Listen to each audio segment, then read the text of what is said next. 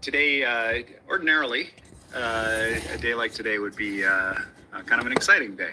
You know, it's the release of mandate letters, a good news day for government, a recommitment to British Columbians of how we're going to ensure that we're growing our province's economy, that we're delivering services for them and their families, we're supporting them with affordability.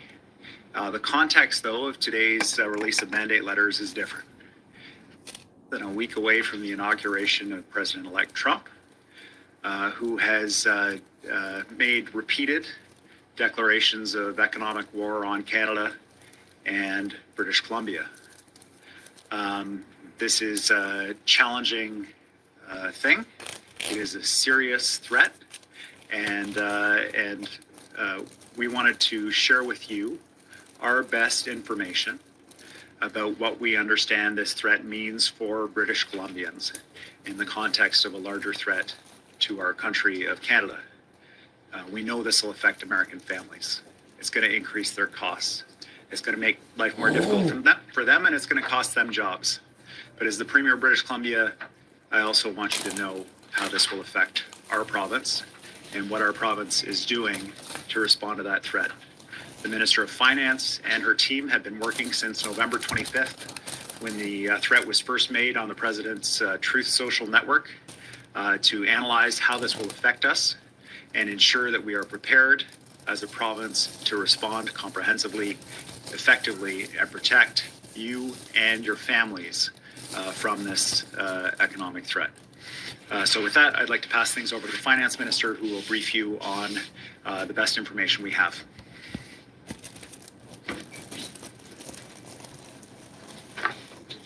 Thank you, Premier. On November 25th, President-elect Trump proposed tariffs of 25% on all Canadian and Mexican imports to the United States, and an additional 10% on imports from China, starting from the day he takes office.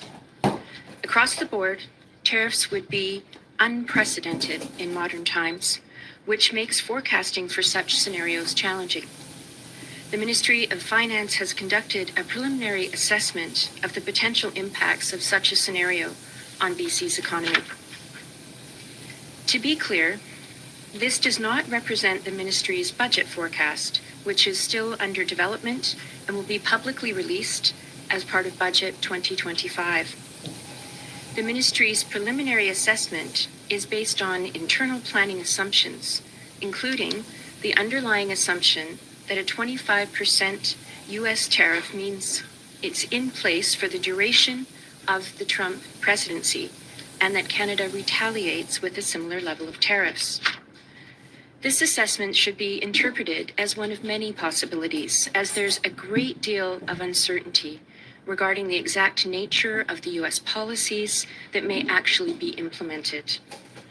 The sources of uncertainty include the amount and scope of potential tariffs, the timing of announcement and implementation, whether other jurisdictions retaliate with tariffs of their own.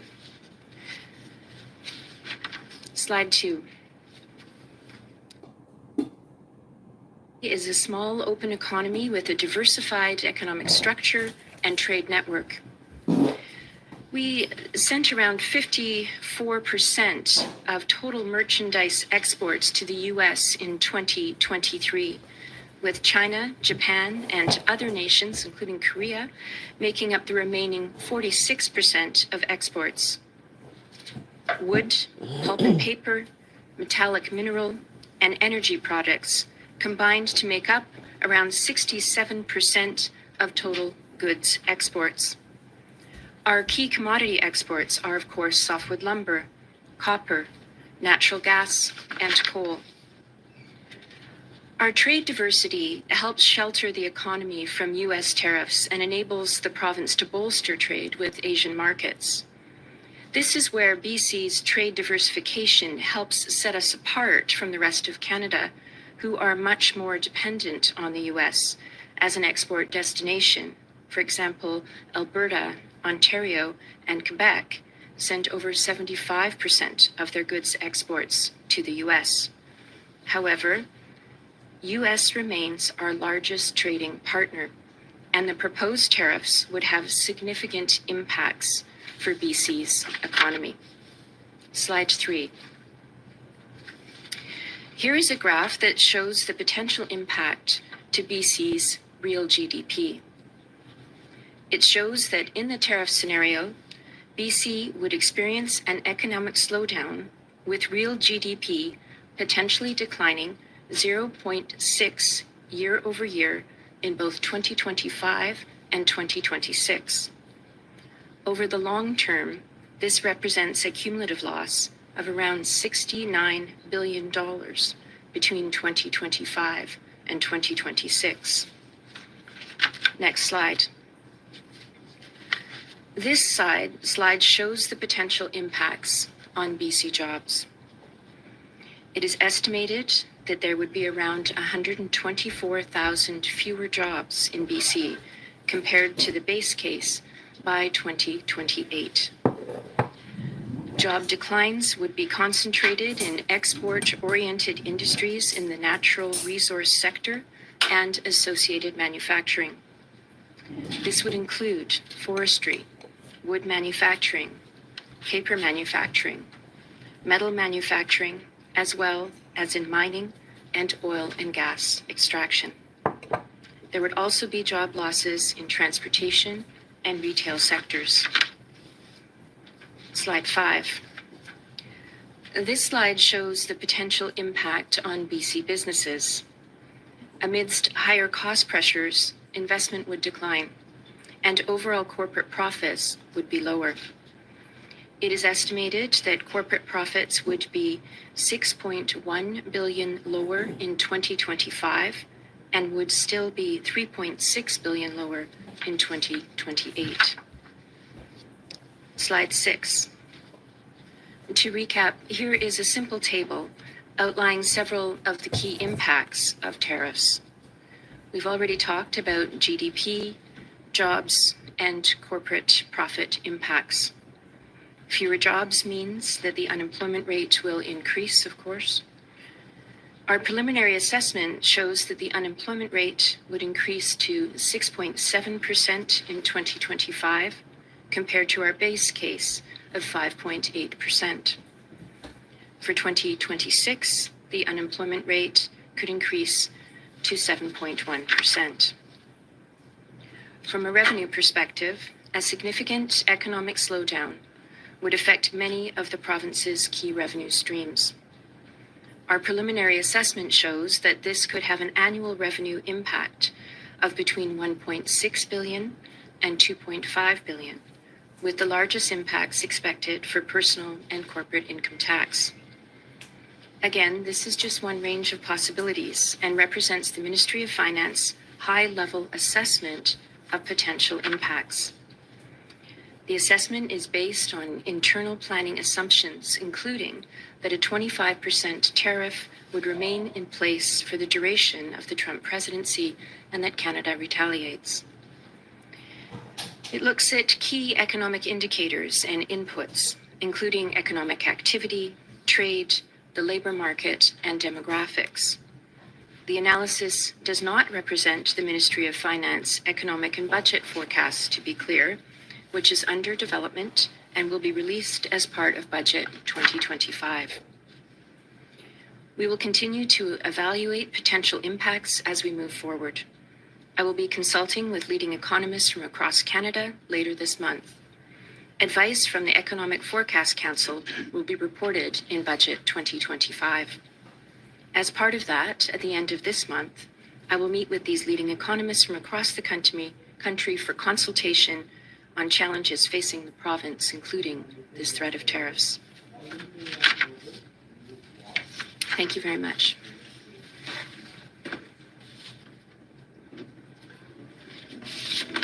Thanks very much, Brenda. You can see Brenda and her team have been hard at work assessing the nature of these threats and the impact on BC families of the President-elect's stated intention. I think that for most of us, we hoped that when we saw that tweet in late November, that this was a passing fancy of the President and he would move on to another issue. What we have seen since then is a recommitment of the president to tariffs, in particular, most recently, his commitment to set up an office in order to collect these tariffs from Canada and other countries around the world. We take this threat very, very seriously. This is a direct economic threat to BC families. It is an attack on families in our province. It is an attack on Canadians.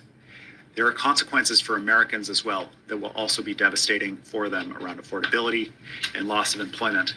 It goes in both directions, but our commitment is to British Columbians. And our number one priority is ensuring that we are prepared as a province for these tariffs, that we are responding in a way that protects families and ensures that we minimize the risk of any future attack like this from the United States. This is the focus of the mandate letters that I have sent to each of my cabinet ministers, outlining to them a number of key steps that I want them to take as part of our overall provincial strategy to respond. In particular, I have asked every cabinet minister to review programs within their ministry to ensure that we are not wasting money on administration that should go to frontline services, to ensure that our programs that we have in place are responsive to this new global environment, that we are strengthening our provincial economy and focusing on growth so that we can support families with good paying jobs, even in this time of economic threat. There are three key parts to our response to these tariffs. The first is we will respond. We are fully supporting, as I did yesterday around the table with premiers, all tools available to the federal government to respond to the United States and retaliate against these unfair, unnecessary, unjustified, and costly tariffs for people across North America.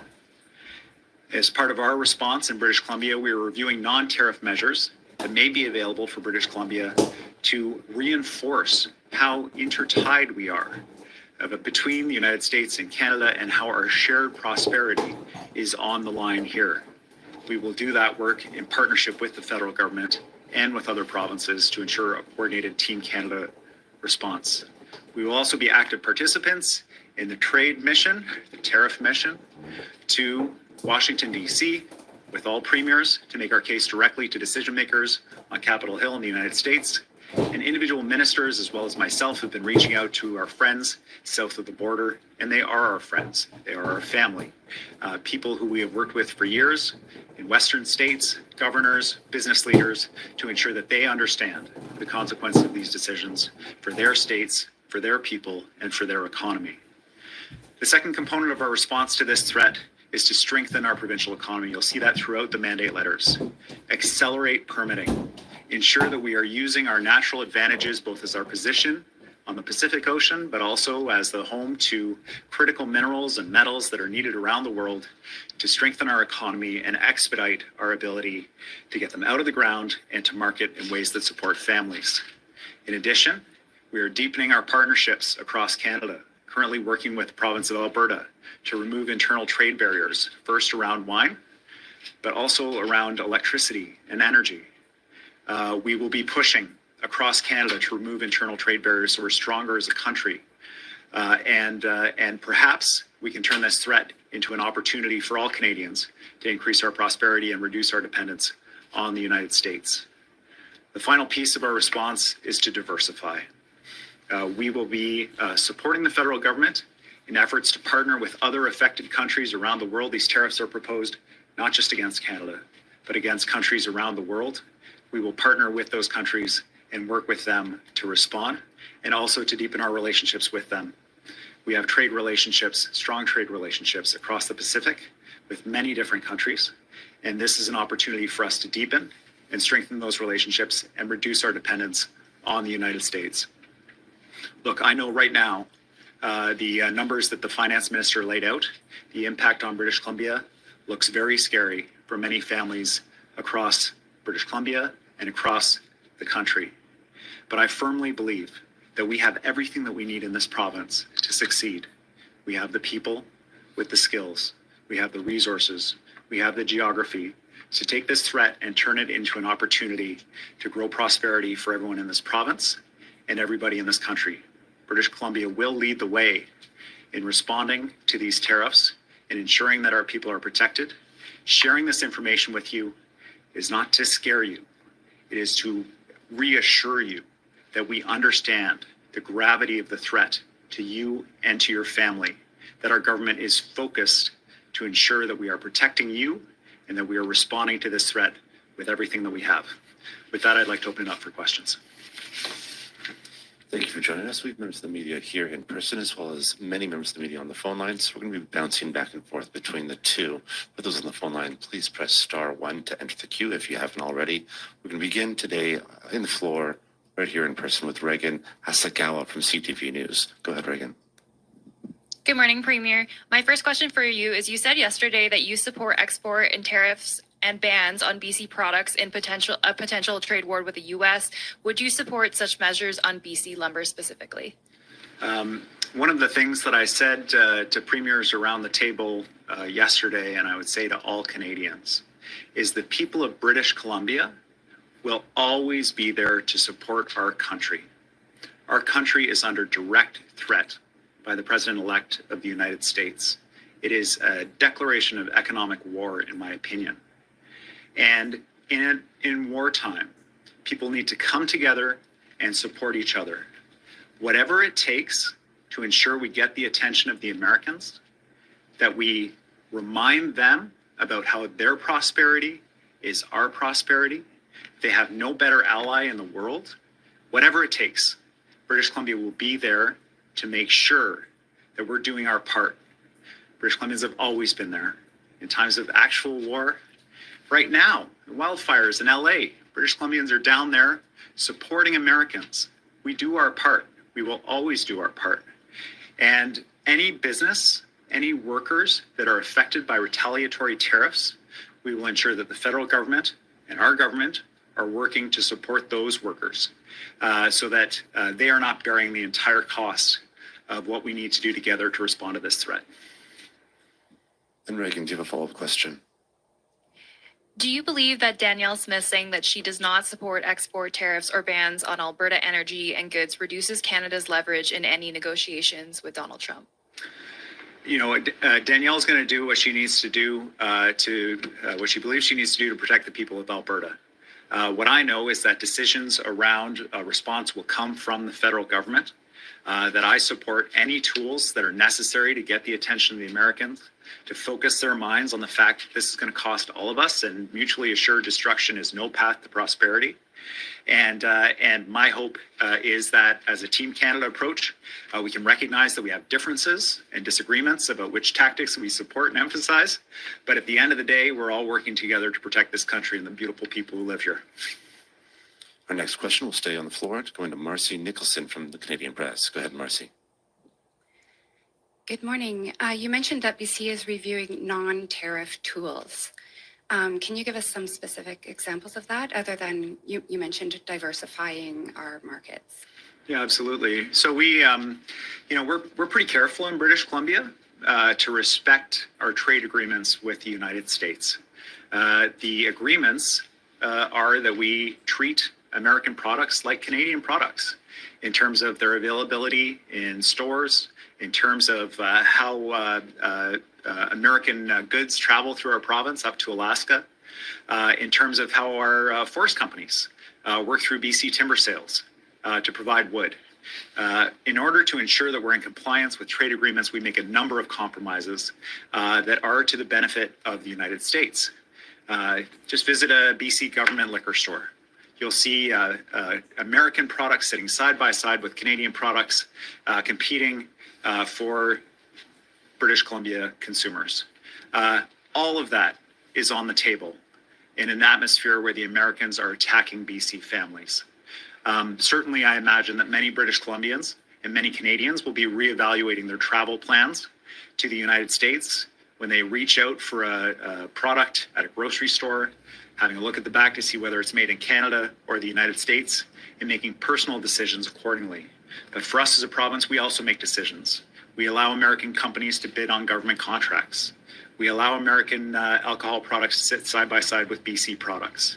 We allow American trucks to travel through British Columbia to go up to Alaska to deliver goods without any charges.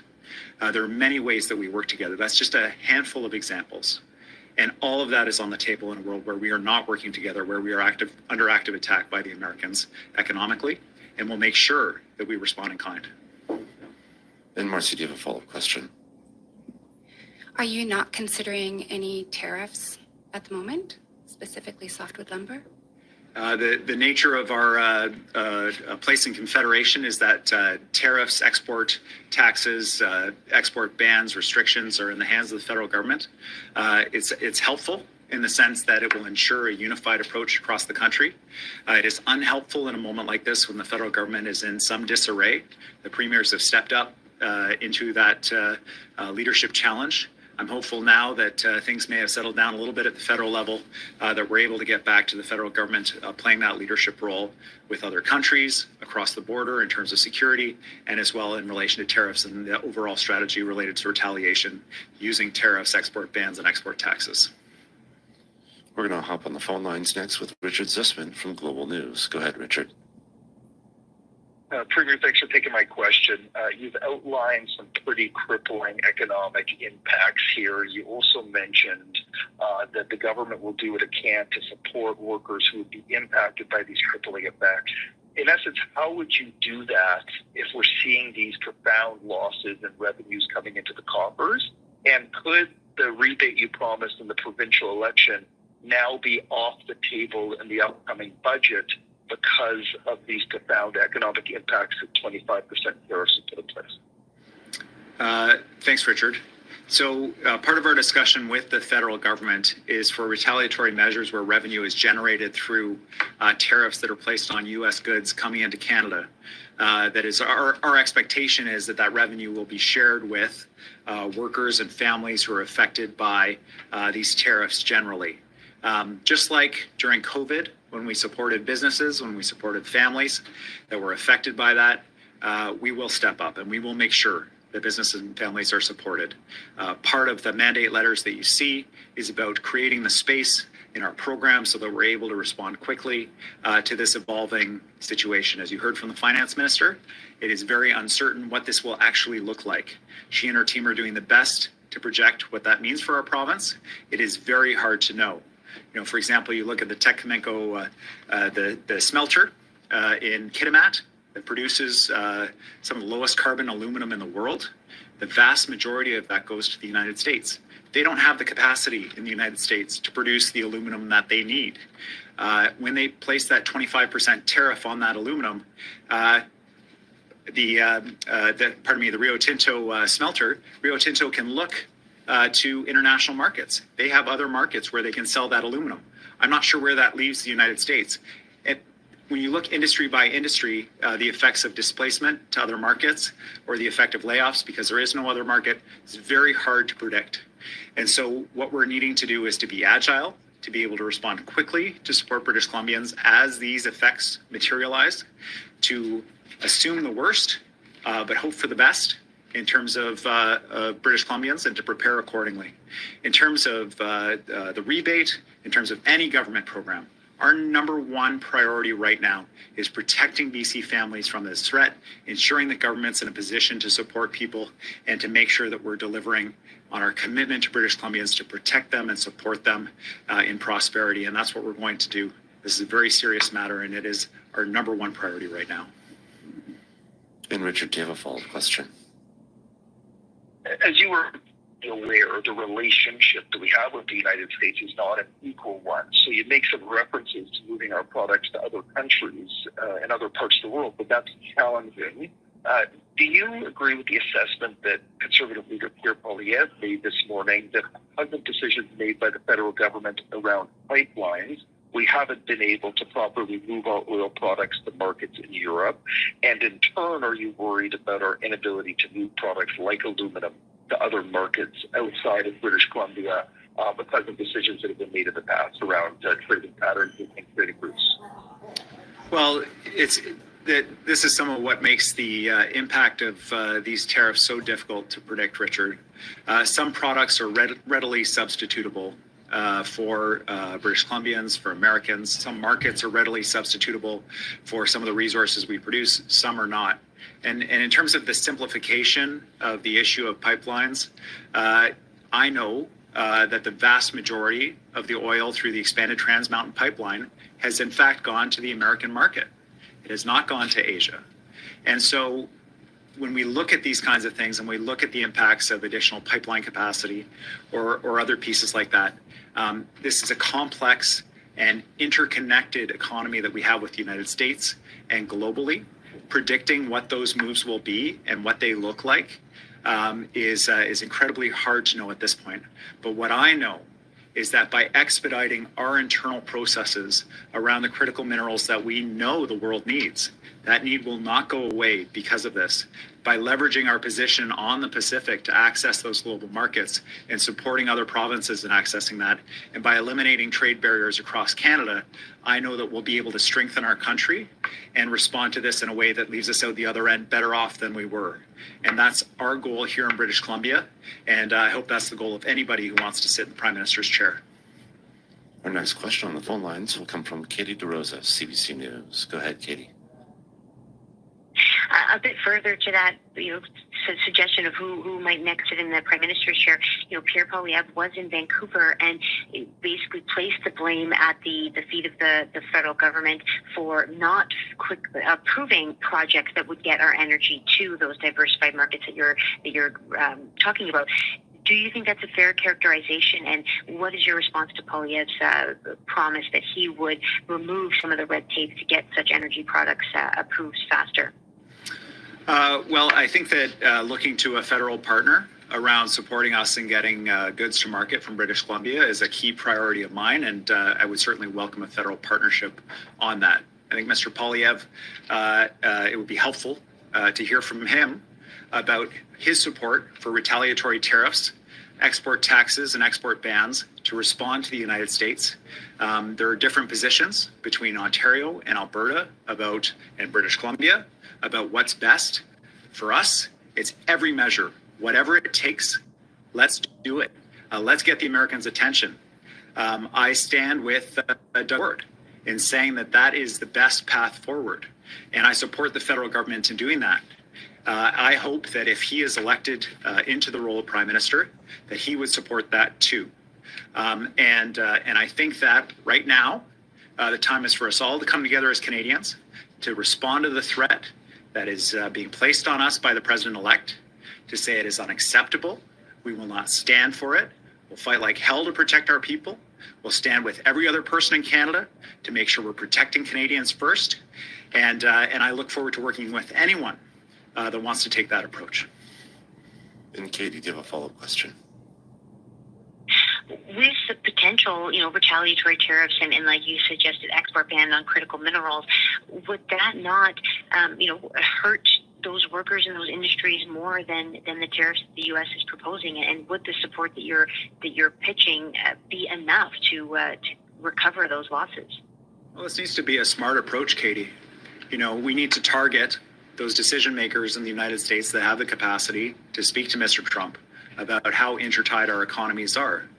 As just one example, at the Teck smelter in Trail, British Columbia, they produce a metal that is essential for night vision goggles and military applications, electronics equipment in the United States.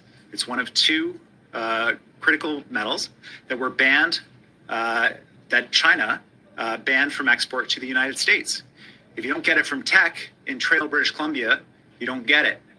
And so it's products like these that have the potential to remind Americans about how intertied our economies are. And it's things like were done in the previous trade dispute with the Americans, targeting orange juice to get the attention of the Floridians, targeting Jack Daniels, get attention to people in key states, swing states, Republican states that may otherwise be inclined to support these tariffs. We are all connected, regardless of political ideology, across North America and our economy. And being smart about these tariffs to minimize the impact on Canadians and British Columbians while maximizing the impact on Americans to get their attention, especially in those Republican states, is going to be critically important. We're going to come back to the floor from a question from Graham Wood from Glacier Media. Go ahead, Graham. Hi, Premier. Perhaps you could talk to me about the trade pie here and how you diversify. Who are you reaching out to, including Chinese officials, do you plan to reach out to them or any other country specifically? And with regard to China, given their record with the WTO and international laws, are you wary about increasing your ties to that country? Well, I mean, this is the big puzzle from my perspective about the actions of the Americans. They say that their dominant concern is China. It's the importation of precursor chemicals related to fentanyl, the buildup of military belligerence on the part of that country, as well as the dumping of products into the United States.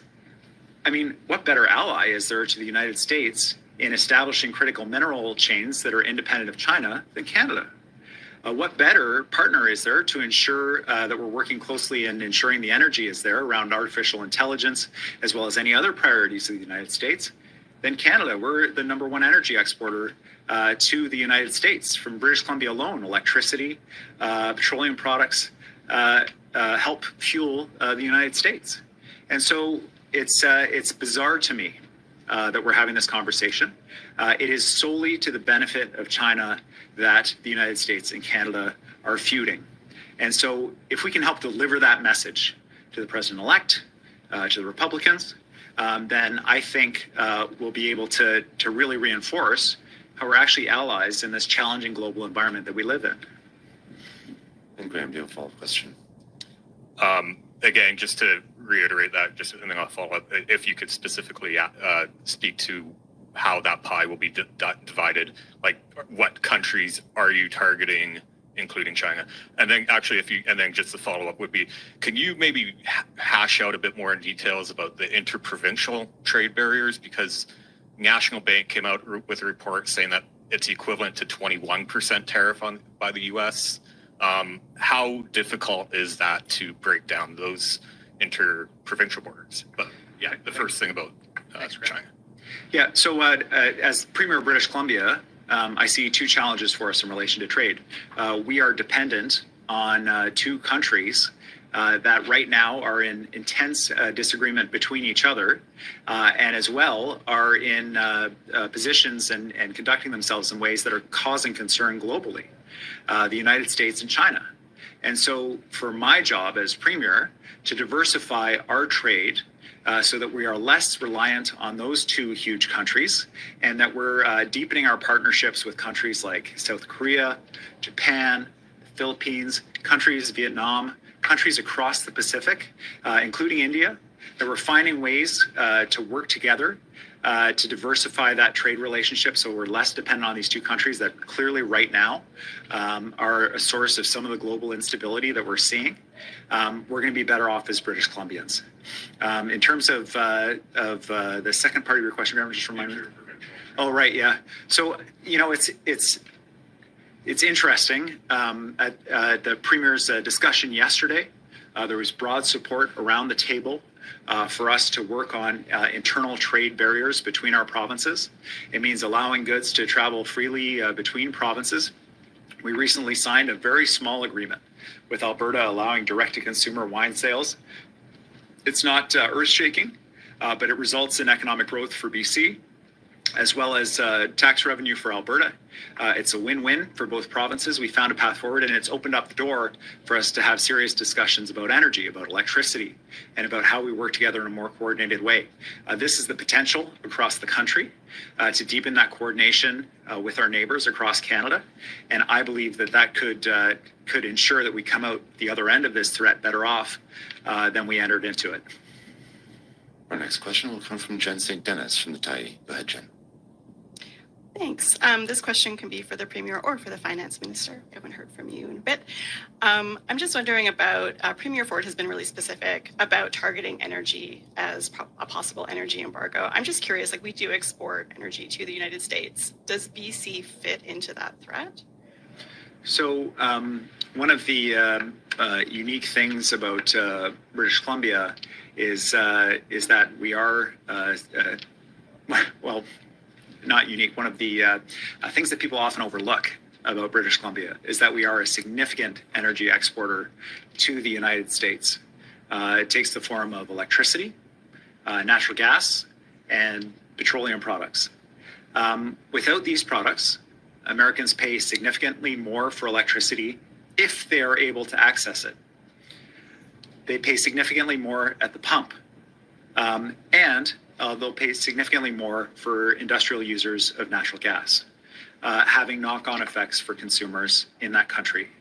Alberta is in a similar position, obviously more focused on oil and gas, and Ontario and Quebec also export electricity to the United States. The failure of the president-elect to appreciate the fact that these exports create American jobs, reduce costs for Americans, and also have the benefit of increasing prosperity in Canada as well, is extremely unusual to me. I don't understand why Americans would force themselves to pay 25% more in tax on energy imports from Canada. It makes absolutely no sense. And it is my hope that that alone will cause a reckoning in the United States and a revisiting of this strategy as a whole. But if it is not, I do support discussions around how we distribute our electricity. We don't have to sell electricity to the United States. We can sell it to Alberta. We can use it for other purposes domestically in British Columbia. We can intertie with the Yukon. And we don't have to do these things. The consequences, though, for everyday Americans could be quite significant down the west coast of the United States. I believe that we save California from significant power outages as a result of our provision of power during peak periods. Why the Americans wouldn't take that seriously, I'm not sure. But in any event, we can help them understand the role that we play in energy security for them. And unfortunately, we'll be forced into that position of demonstrating that to them. And Jen, do you have a follow-up question? You've mentioned several times discussing with Alberta strengthening electricity exports. In the past, they've not been super into that conversation. Are you hopeful that that's going to change, and have you been starting conversations? I am hopeful. The Minister for Energy, Adrian Dix, has been in contact with and has been over to Alberta to advance those conversations. The conversations grew out of early conversations we had about wine, and the positive results that I think both Premier Smith and I felt came from that conversation, and the willingness that they have to work with us on that. Certainly, I'm happy to reciprocate. I believe that Canadians in Alberta, in Ontario, Manitoba, Saskatchewan, that we need to be working with Canadians right across the country to strengthen our national economy as well as our respective provincial economies. We are over time, but we're going to try and squeeze in a couple more questions. First from Jack Morris from City News. Go ahead, Jack. Hi, David. You used a lot of imagery and language here, talking about warfare and attacks and things like that. Why would you say that it is appropriate to use that kind of imagery of war when you're discussing this potential tariff situation? You know, it's important for British Columbians to know that we understand that if you lose your job and you lose your home, and your community is devastated, that it doesn't matter whether it's because a bomb dropped or because somebody issued a tariff that shut down the local employer. The effect on you and your family is the same. We take this deadly seriously. In terms of the impact on somebody that loses their job, and our projections are that we're foregoing more than 100,000 jobs and people actively losing employment in this province as a result of these tariffs. I want people to know that we're going to do everything we can to do two things. One is to respond and to make sure that people who are inflicting this on us, that they feel it back and they get the message about how important it is that we work together, not at odds, but also that we're going to be there for them, that we're going to structure government in a way to respond to this new reality, that we understand it's a new reality, and we're going to make sure we deliver for them. And so it is serious language, but this is a very serious situation for our province. And Jack, you have a follow-up question. You've talked a lot about the options that you're exploring in regards to this, but what do you think is the one most powerful tool you have as the Premier of BC to have an impact in this upcoming trade dispute? You know, it's not going to grab a headline, but the number one most effective strategy that I think British Columbia can deploy, and it's not unique to us, it's consistent for every Canadian and every province and every territory and every government leader, is to reach out to the Americans to help them understand. I think that for many Americans, you know, they look at Donald Trump and they say, "Oh, you can't take him seriously. He's just, you know, he's talking about how to increase economic activity in our country." We disagree with him, but it's not. This is real. And this reality will have significant impacts on the daily lives of Americans in terms of increased costs and in terms of loss of employment and consequences for them in their communities right across the country. And so that tool of reaching out to friends and family and business connections and fellow union members and fellow governmental officials in the United States and delivering that message that we are allies, not enemies, that we are partners in this shared work of increasing prosperity, that we are tied together and we're family and friends. That is our most effective tool because that will result in messages being delivered to the president-elect. And just like last time, I hope it will result in, if tariffs are imposed, a very short duration of tariffs before we can get back to actually talking about what matters. We'll finish up on the phone line. We have a lot of questions we weren't able to get to, so apologies. Rob Shaw from Check News, go ahead.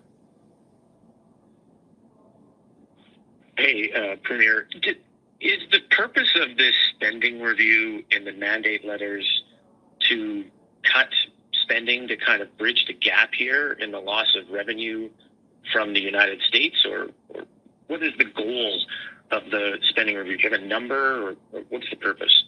So the efficiency rule, the efficiency review was something that we've needed to do independent of any tariff threat. And we've been in government for 7 years. The situation in BC in 2025 is not the same as it was in 2017. Having a look at all of our programs, making sure that they're delivering what we expect for British Columbians, and that they're keeping up with the challenges that we face now as opposed to the challenges we may have faced 3 or 4 years ago. Things are moving so quickly.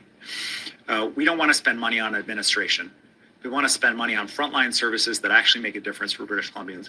So that is the core purpose of that review. It takes on a deeper significance in the context of the tariff threat, and it brings a greater urgency, and it also puts a different lens on the programs that we have. The programs that we have on November 24th may have made a lot of sense. On November 26th, they may suddenly take on a different character where we can't rely on the U.S. as a close friend, ally, and partner in prosperity.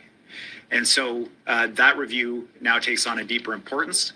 It takes on a different angle, and it results in us orienting towards what could be a protracted trade war with the United States that results in losses on both sides, economic as well as employment.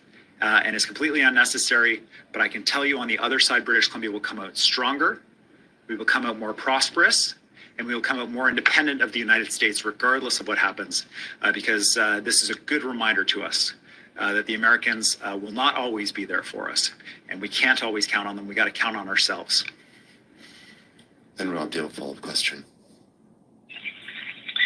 Just to follow Richard's question, it sounds like from your answer that you're considering, or at least not ruling out, delaying or canceling the rebate. And I just want to follow up on that, given it was a major focus of the election, given you've been talking about it quite a bit since the election, when are people going to know if that is on the chopping block as a result of what's happening in the United States? And what does the timeline look for that now?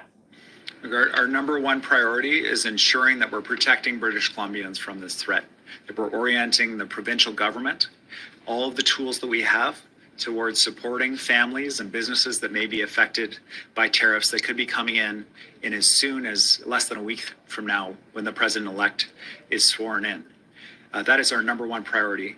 The finance minister is preparing her budget. She is taking into account all of the uncertainty that is there in terms of the intentions of the Americans. And we may have an answer the day after the president is sworn in terms of what his direction is. And my direction to her and to every minister is to ensure that we are oriented to protect British Columbians in this new reality, ensure that we are responsive to the reality of British Columbian families now. And so we're making sure that everything is being looked at. And that's all the time we have for today. Thank you for joining us, everyone. Thanks very much.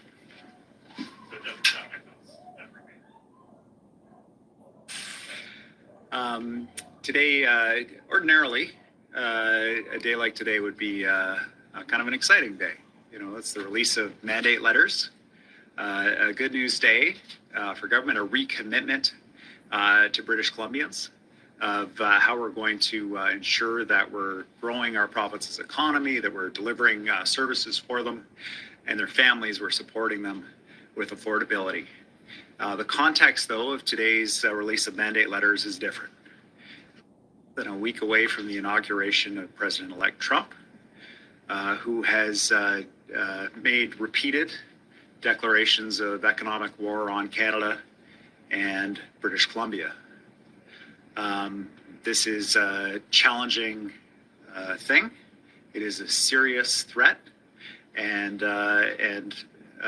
we wanted to share with you our best information about what we understand this threat means for British Columbians in the context of a larger threat to our country of Canada.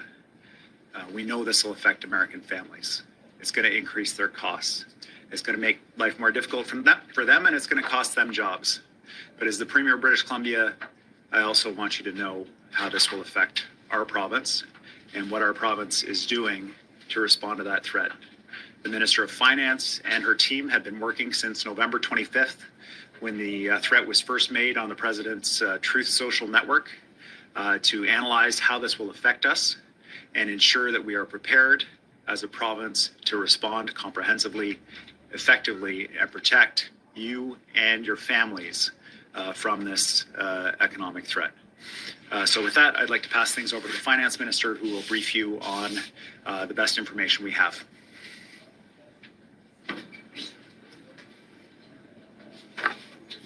Thank you, Premier.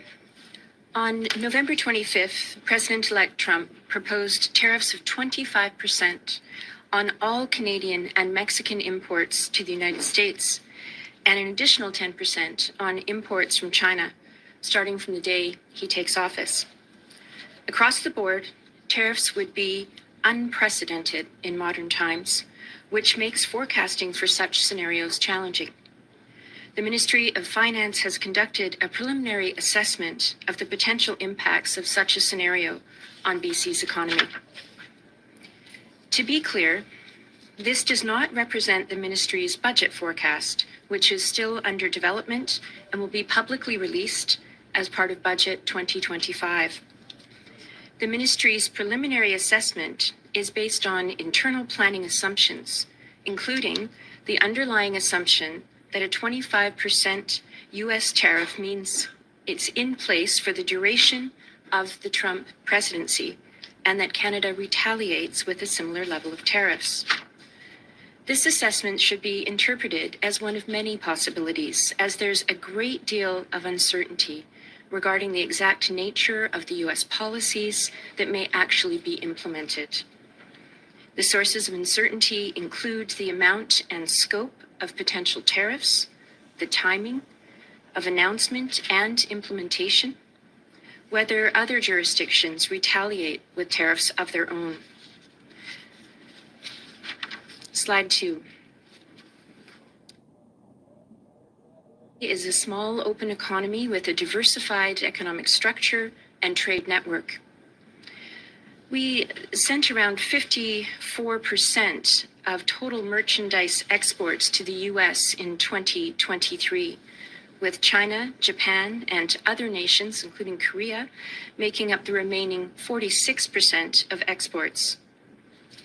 Wood, pulp and paper, metallic mineral, and energy products combined to make up around 67% of total goods exports. Our key commodity exports are, of course, softwood lumber, copper, natural gas, and coal. Our trade diversity helps shelter the economy from U.S. tariffs and enables the province to bolster trade with Asian markets. This is where BC's trade diversification helps set us apart from the rest of Canada, who are much more dependent on the U.S. as an export destination. For example, Alberta, Ontario, and Quebec send over 75% of their goods exports to the U.S. However, U.S. remains our largest trading partner, and the proposed tariffs would have significant impacts for BC's economy. Slide 3. Here is a graph that shows the potential impact to BC's real GDP. It shows that in the tariff scenario, BC would experience an economic slowdown with real GDP potentially declining 0.6 year over year in both 2025 and 2026. Over the long term, this represents a cumulative loss of around $69 billion between 2025 and 2026. Next slide. This slide shows the potential impacts on BC jobs. It is estimated that there would be around 124,000 fewer jobs in BC compared to the base case by 2028. Job declines would be concentrated in export-oriented industries in the natural resource sector and associated manufacturing. This would include forestry, wood manufacturing, paper manufacturing, metal manufacturing, as well as in mining and oil and gas extraction. There would also be job losses in transportation and retail sectors. Slide 5. This slide shows the potential impact on BC businesses. Amidst higher cost pressures, investment would decline, and overall corporate profits would be lower. It is estimated that corporate profits would be $6.1 billion lower in 2025 and would still be $3.6 billion lower in 2028. Slide 6. To recap, here is a simple table outlining several of the key impacts of tariffs. We've already talked about GDP, jobs, and corporate profit impacts. Fewer jobs means that the unemployment rate will increase, of course. Our preliminary assessment shows that the unemployment rate would increase to 6.7% in 2025, compared to our base case of 5.8%. For 2026, the unemployment rate could increase to 7.1%. From a revenue perspective, a significant economic slowdown would affect many of the province's key revenue streams. Our preliminary assessment shows that this could have an annual revenue impact of between $1.6 billion and $2.5 billion, with the largest impacts expected for personal and corporate income tax. Again, this is just one range of possibilities and represents the Ministry of Finance high-level assessment of potential impacts.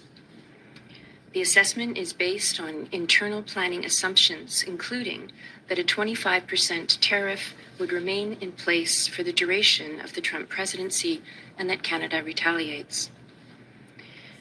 It looks at key economic indicators and inputs, including economic activity, trade, the labor market, and demographics. The analysis does not represent the Ministry of Finance economic and budget forecast, to be clear, which is under development and will be released as part of Budget 2025. We will continue to evaluate potential impacts as we move forward. I will be consulting with leading economists from across Canada later this month. Advice from the Economic Forecast Council will be reported in Budget 2025. As part of that, at the end of this month, I will meet with these leading economists from across the country for consultation on challenges facing the province, including this threat of tariffs. Thank you very much.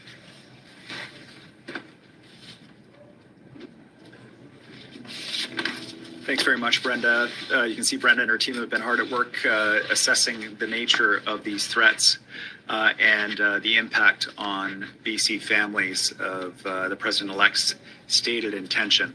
I think that for most of us, we hoped that when we saw that tweet in late November, that this was a passing fancy of the President and he would move on to another issue. What we have seen since then is a recommitment of the President to tariffs, in particular, most recently,